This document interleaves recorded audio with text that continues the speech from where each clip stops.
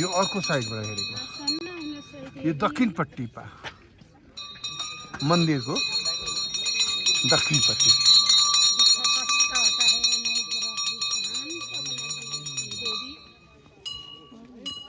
मुख्य त्यो हो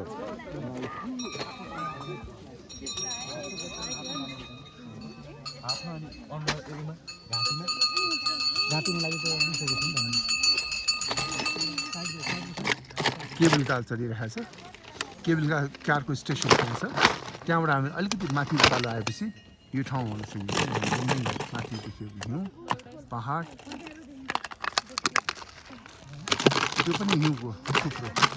मान्छे चढिरहेछन् त्यहाँ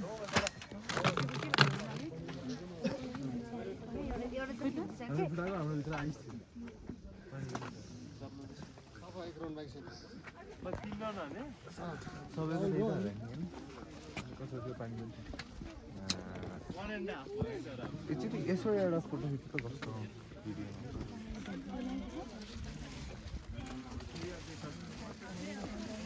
राधिका त आएछ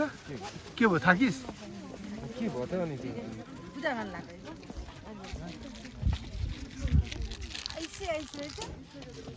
भित्र आइस निस्किँदो रहन्छ ओहो